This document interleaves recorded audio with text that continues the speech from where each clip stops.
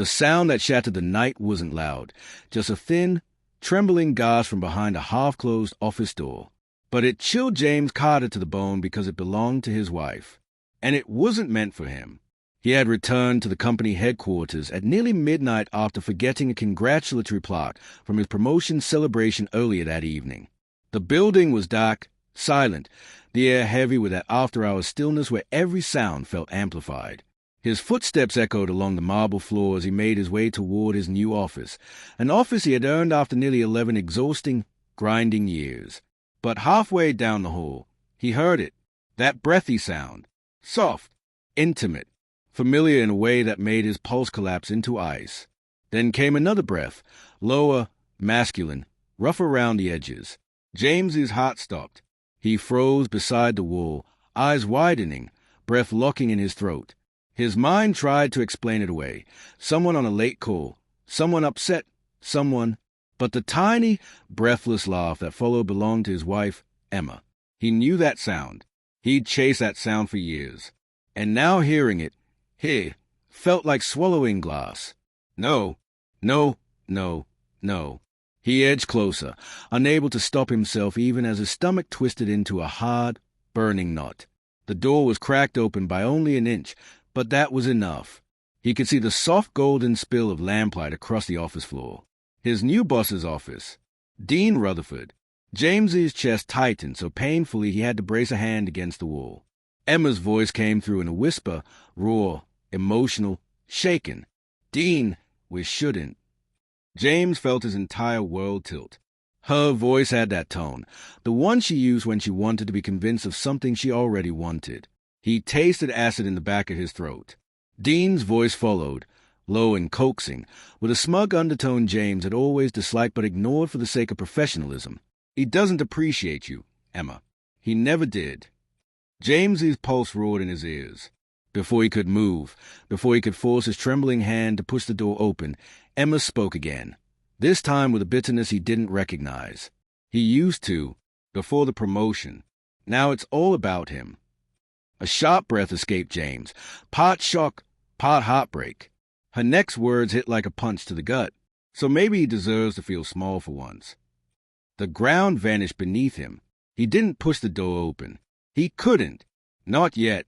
He stood frozen, the pain slicing so deep it stole his breath. The room seemed to spin around him, the hole stretching, warping, tightening like a noose. He wanted to scream, to confront, to burst in.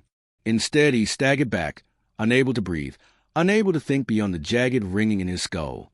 He left the building without looking back. 7 hours earlier, the day had started beautifully. James had woken to the smell of cinnamon pancakes, Emma's special celebration breakfast. She'd kiss him on the cheek, smile with the warmth he'd fallen in love with, and teased him. Don't forget me when you're rich and powerful, Mr. Senior Project Director. He'd laughed, pulling her into his arms. I couldn't forget you if I tried. He meant it. God, he meant it. But something in her eyes flickered. Something he brushed away his nose, or maybe fatigue from the late nights he'd been putting in. The company event that evening had been perfect. Champagne, applause, co-workers clapping him on the back. He'd seen Emma smiling from across the room, but it wasn't the radiant, full-hearted smile he remembered. It looked forced, tight around the edges, as if she were trying to hold something back. He noticed, but he didn't know what to make of it, because James had been oblivious. So proud of what he'd accomplished, so thrilled about the future, that he had completely missed the storm brewing right beside him. Now, James drove home in silence, fingers trembling on the steering wheel. Every mile carried a different emotion. Shock, disbelief, fury, heartbreak, denial, crashing into him in waves until he couldn't tell where one ended and another began. No, she wouldn't do that. Emma was loyal, steady, or at least he thought she was. They'd been married 9 years, together 12. They'd been through layoffs, miscarriages, debt, and still made it through. She had held him when he worked 30-hour stretches. He had held her when she cried on bathroom floors. The possibility she would betray him felt impossible. She wouldn't, but he had heard it. He had heard her voice, low, breathy, guilty, but not stopping. Dean Rutherford, his boss of 3 months. The charismatic executive with a reputation for bending rules and people. James tried to breathe, but every inhale tore at his chest. She said he was arrogant, self-absorbed. Was that true? Had he changed without realizing it? Had success blinded him to her pain? Were there signs he ignored? Had she been pulling away? He tried to sift through memories, but everything tangled together. Laughs, fights, late-night dinners, arguments about work hours, her moodiness lately, her sudden interest in going to the gym in the evenings, the way she dressed up more often. His stomach twisted. Years of trust began unspooling thread by thread. He reaches home. The house was dark when James walked inside, the silence suffocating. Emma's car wasn't in the driveway. His chest tightened again. She was still with Dean. Still there, or somewhere else he couldn't bear imagining. He paced the living room, hands in his hair, breathing like the air was running out. He needed the truth, or he would lose his mind. At 2:43 a.m., headlights swept across the window. Her car. She was home. James felt a surge of dread so intense he nearly collapsed. He sank onto the couch, heart jackhammering in his throat. The door opened softly, cautiously, Emma stepping inside on quiet feet as if afraid of waking him. She froze when she saw him. "James, you awake?" Her voice trembled. James looked at her, the woman he loved, trusted, built a life with. Her hair was messy, her lipstick faintly smudged. A fragile guilt flickered in her eyes before she masked it. His voice came out hoarse. "Where were you?" Emma swallowed, her throat bobbing. "I went to get air. I didn't feel well at the party. I just needed time to think." A lie. A clean, practiced lie. James felt something inside him crack. "Were you alone?" Emma's breath hitched. Barely, but he caught it. "Yes." She forced a small smile. "Of course." He stared at her with a numb, hollow disbelief. He wanted her to confess, to break down and tell the truth so he wouldn't have to drag it out of her, so the burden of speaking the betrayal wouldn't have to come from his mouth. But instead, she walked toward him, placing a hand on his shoulder with timid tenderness. "I'm proud of you, James. Really. Today was a big day." Her touch felt like a burn. He stewed abruptly, stepping away. "Don't." Emma's face tightened. "What's wrong?" He looked at her with shaking breath. "Emma, tell me the truth." A beat. 2, 3. Then she blinked, eyes starting to glisten, not with guilt, but with fear. "About what?" His voice cracked open. "You and Dean." Emma froze. Her pupils dilated. Her lips parted. A tremble ran through her body. "You're being ridiculous," she whispered, but her voice was too thin, too shaky. James felt rage and sorrow collide, choking him. "I heard you," he said, "at his office. Tonight." Emma's face drained of color. Silence fell, thick, suffocating, impossible to escape. She looked away first. Her shoulders rose and fell with a slow, tortured breath. Then, barely audible, she said, "James, I'm sorry." The world around him disintegrated. His knees nearly buckled. He couldn't speak. Emma stepped back, tears spilling despite her efforts to hold composure. "I didn't plan it," she whispered. "I didn't mean for it to happen. I was angry. You've changed. You've been so focused on yourself, your wake, your achievements, and I felt invisible. Like my whole life became secondary to your success." Her voice quivered. "And Dean, he noticed me." Jamesy's vision blurred. Her words cut deeper than the betrayal itself. "What does that mean?" he rasped. "You slept with my boss because I was proud of my career." "No," she said desperately, "because you stopped seeing me." The accusation felt like a knife twisting in his chest. "I loved you," he said, voice raw. "Everything I did was for us, for our future." Emma wiped her tears shakily. I know that.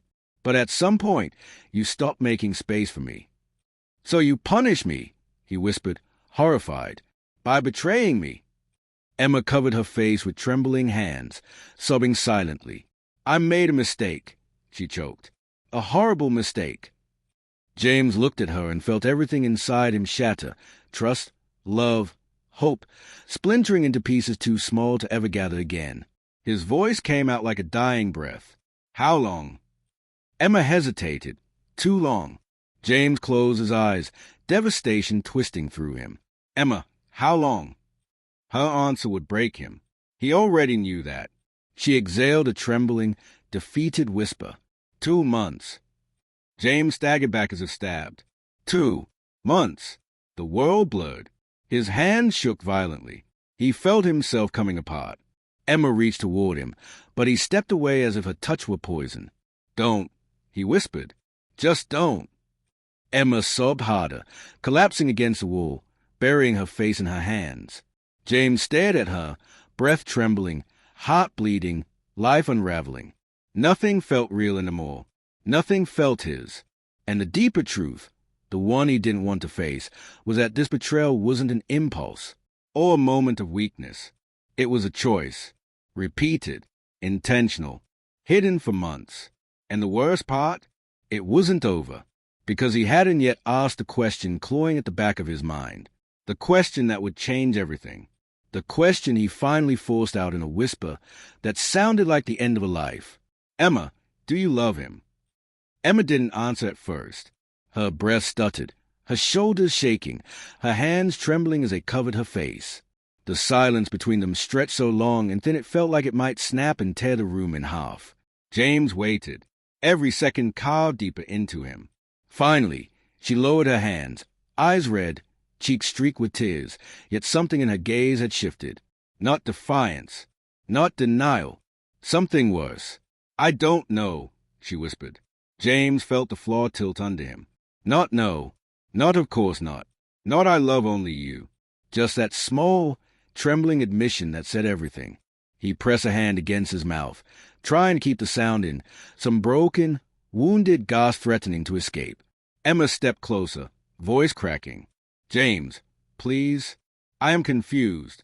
I'm not thinking straight. I didn't fall in love with him. I didn't. You didn't.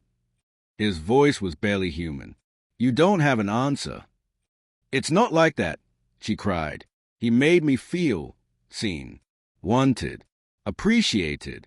After your promotion, you were so distant, so focused on work.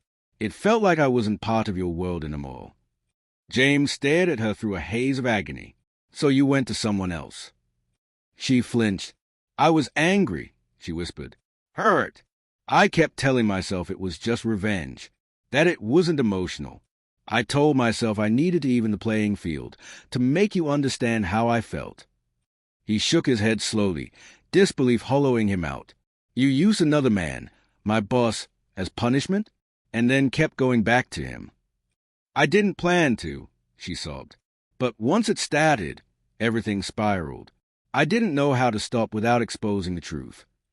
James resisted the urge to shout, to collapse, to slam his fist into the wall until something gave. Emma, he said, voice shaking with fury and heartbreak, you had 2 months. Her knees buckled, and she sank onto the floor. I know, she whispered. I know I broke everything. James walked away from her, just a few steps, but far enough to breathe. His chest felt ripped open. Every memory of her twisted violently, wedding vows, anniversaries, late-night laughs, whispered promises, all suffocating him with their falseness. How many times? He asked abruptly. Emma's head jerked up. He stared at her with hollow eyes, forcing himself to ask the questions that would poison him forever. How? Many times. Emma shook her head as if shaking off a nightmare. I don't know. You don't know? His voice rose, raw, cracking. You lost count. It wasn't like that, she cried. We met to talk at first. I was upset. He listened. I was emotional, and he... Emma. His voice hardened. Did you sleep with him once? Twice? 10 times? A month? Every week? Every day? She curled inward like she was folding into herself. 6 or 7, she whispered brokenly. I'm not sure. James closed his eyes. The world dimmed. 6 or 7 times. In his boss's office. Or a hotel. Or a car. He didn't want to know.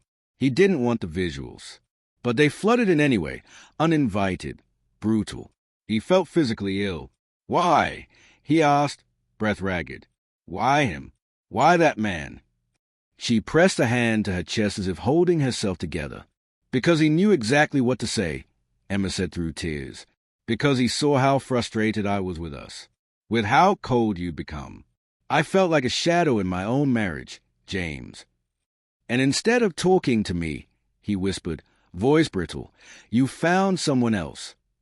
She wiped her eyes. I tried talking to you. You brushed me off. When? He demanded. After your second promotion interview. I said I felt lonely. You said, I'll make it up to you later, Em. But later never came. He pressed his palms against his eyes. Maybe he had failed her. Maybe he had missed signs. Maybe he had been blind. But cheating wasn't the answer. Cheating was a choice, one she repeated over and over. The weight of it crushed him. The kitchen, 3 a.m. James moved to the kitchen, needing space, air, something to hold on to. He gripped the counter so tightly his knuckles whitened. Emma followed him cautiously, her voice fragile. James, please say something. He didn't turn around. Do you love him? He asked again, quieter. I need the truth. I don't, she whispered. Not in the way I love you. He laughed, a short, sharp, broken sound. You don't get to say that, he said, turning toward her with hollow eyes. You don't get to use the word love after doing what you did. Emma shook her head violently. I love you more than anything. I swear it. Then why wasn't I enough? The question sliced through her. She crumpled, chest heaving. Because I wasn't enough for myself, she whispered. I felt empty, lost, small, and your success made me feel even smaller. I hated myself for feeling that way, and I hated you for making me feel that way, even though you didn't mean to. James stared at her, stunned by the honesty, stunned by the cruelty of truth. It wasn't about Dean. It was about her spiraling into insecurity while he soared forward, oblivious. She had resented him for thriving. He had paid for it with betrayal. The breaking conversation. Emma, he said quietly, we're done. Her face crumpled instantly. No, James, please, don't say that. I can't come back from this. We can fix it. There's nothing left to fix. She grabbed his arm. I will cut him off. I'll beg him to transfer. I'll do therapy. Anything. Please don't throw us away. He looked at her, tears forming despite himself. I'm not throwing us away, he whispered. You did. Emma collapsed into sobs so gut-wrenching he nearly bent toward her on instinct before remembering why she was crying. He stepped back. James, she begged, I don't want to lose you. You already did. The twist, the final blow. Emma quieted suddenly, and for a moment, James thought she'd run out of tears. But then he saw it. Stone-cold fear. A new kind of guilt. Something she hadn't told him. James felt dread creep up his spine. What is it? He asked slowly. Emma shook her head, trembling. Nothing. Emma. She squeezed her eyes shut. Don't, she whispered. Please don't make me say it. James's blood ran cold. He stepped closer, his voice a low, trembling command. Say it. Emma looked at him with a kind of terror that came only from irreversible truth. I think, she swallowed hard. James, I think I might be pregnant. The world stopped. His breath vanished. Every thought exploded into white noise. Pregnant, he repeated numbly. With whose child? Tears flooded her eyes again. I don't know. The words hit like a bomb. Silent, total, destroying everything in their path. James exhaled shakily, gripping the counter to stay upright. Now the betrayal wasn't just emotional, not just physical, not just psychological. It was future-shattering. A child that might not be his. A child conceived during betrayal. Emma reached for him, desperate, trembling. James, I swear, I didn't mean for. But he stepped away from her, his voice breaking, exhausted, hollowed out until nothing remained except a single decision. Pack a bag, he said softly, and leave. She choked on a sob. "James, please." "Leave," he repeated, voice steady despite the cracks splitting through him. "Tonight." Emma covered her mouth, crying uncontrollably as she nodded slowly, breaking apart in front of him.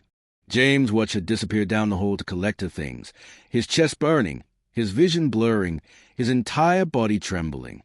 A child. A Maber child. A Maber mistake. A Maber proof that everything they ever had was dead. He sank into a chair, shaking violently, burying his face in his hands as a weight of everything crashed over him like a tidal wave. He had loved her. God, he had loved her. And now?